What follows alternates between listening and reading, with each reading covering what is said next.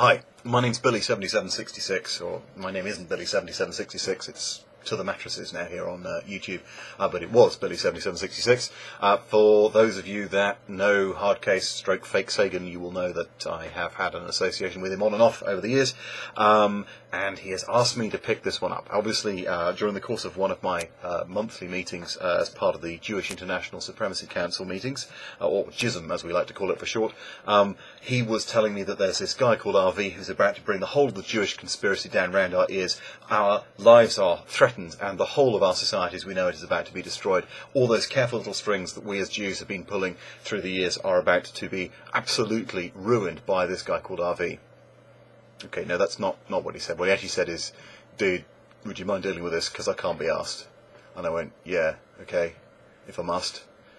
And he went, yeah, thanks. And I said, you're cool. Okay, so that's where we are. I mean, we have these kind of highly intellectual conversations, Hardcase and I. He has accidentally given you, RV, far more prominence than he should have done. Which in turn has given you the opportunity to present yourself as a reasonable revisionist. That is an oxymoron. I'm afraid that it's very hard to go through everything that you said and answer each point by point by point, and still maintain anything approaching an interesting video. So I am going to do that, but I'm not going to do it up front, because I think that that is probably the point at which I will lose most people watching this video, and really I'm not going to convince you of anything, because you, RV, are convinced of a particular opinion, and there's nothing I can say which will change your mind. There's absolutely nothing I can do. And frankly, I don't give a fuck what you think. What I care about is people watching your videos who think, gosh, that sounds like a reasonable idea. So I am going to take your video apart piece by piece for those people that want to hear it. For everybody else in the whole world that really can't be asked to get into the detail of what was being said there, I'm just going to pull out some high-level concepts. And actually, RV, this might be interesting for you, because I think some of the concepts that you were talking about, you were finding quite hard. One of the things that is generally perceived about the Holocaust, well, a few things. First of all, the numbers vary wildly in anything regarding the Holocaust. The total numbers of Jews, the mixtures of Jews, where those Jews came from, all those numbers vary wildly. And that means that there's plenty of scope for people to stick their oar in, effectively, and say, well, clearly that's proof that this never happened. The second sort of big myth that's always out there is Adolf Hitler himself, from 1933, or perhaps even early 1923, perhaps, when he first became involved with the National Socialist Party, decided that the destruction by death of the Jews was an absolute, and that the Nuremberg trials, when they happened in 1945, 46, 47, were designed to prove that Adolf Hitler had talked about the Holocaust specifically. Sorry, not talked about the Holocaust, had designed the Holocaust specifically. It's one of those exciting things, and it has so many connections to the argument about intelligent design versus evolution when you start to get down into this stuff, because the weight of evidence against Holocaust revision is so unbelievably vast that it's almost unwieldy. It's almost difficult to dump it down onto a specific point, because there is so much of it. Whereas the revisionists, all they need to do is sit there and go, well, that little fact there in the corner is slightly wrong, therefore the whole thing is wrong. It's like trying to pull the thread on a jumper and make the whole thing fall apart.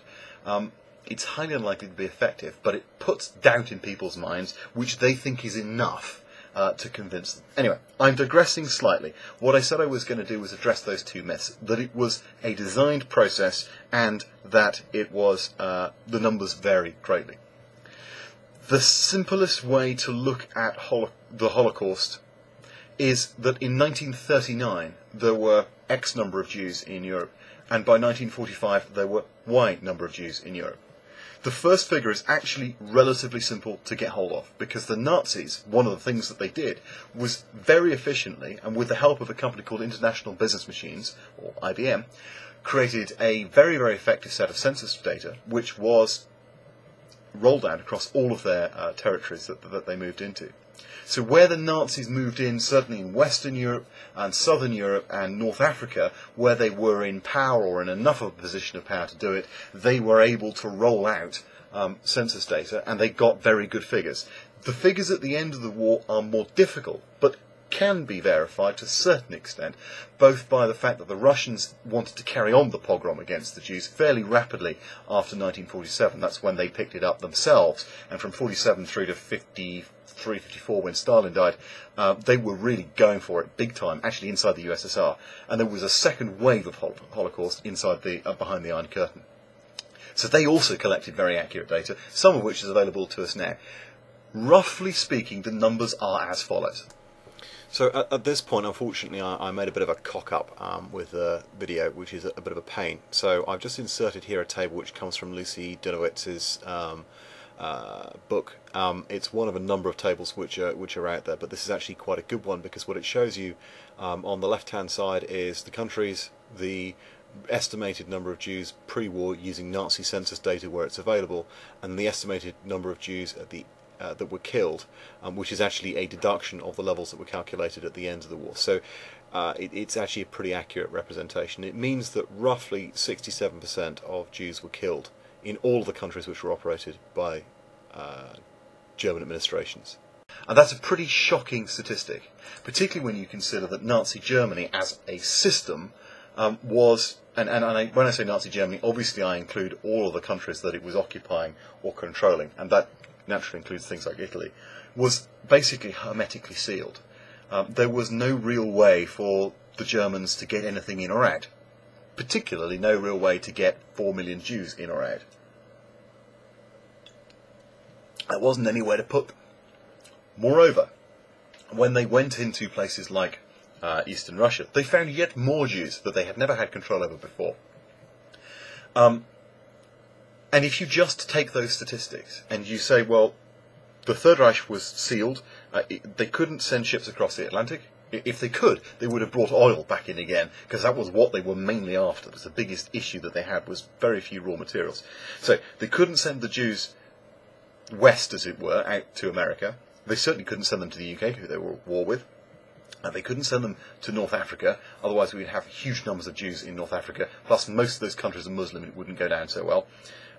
They couldn't send them to the Middle East because there was no communication between what was then the British Empire and the Third Reich. And then they couldn't send them east because there was nowhere to send them in the east. In fact, that was where most of them were coming from. So, what happened to them? And then you go, well, actually, now look at this enormous weighted evidence that they were all being killed. And I'm not just talking about the death camps themselves, I'm talking about things like the Einsatzgruppen, I'm talking about the series of orders for execution of, for example, Communist Party members and partisans, which were used as cover to execute anybody who looked vaguely Jewish, all the way throughout the whole of the Third Reich. And you go, actually, if I go, huge numbers of orders to kill people, and huge numbers of people missing, oh look, they fit. Now, the only question then is the mechanics of how that might have happened. And if you come from this position, then very often, as I said before, Nazi revisionists, Nazi defenders, apologists, David Irvine, crack addicts, tend to take this view, well, Adolf Hitler did not at any point sign a document that said, I want all the Jews killed. Therefore, never happened. None of it ever happened. That doesn't work. The Third Reich was a really fucking weird setup. Everybody outside, partly because of the propaganda that the British put out, because it was better for them. I mean, this comes down to the politics of fear and the use of propaganda. But broadly speaking, what they were saying was Nazi Germany equals highly efficient.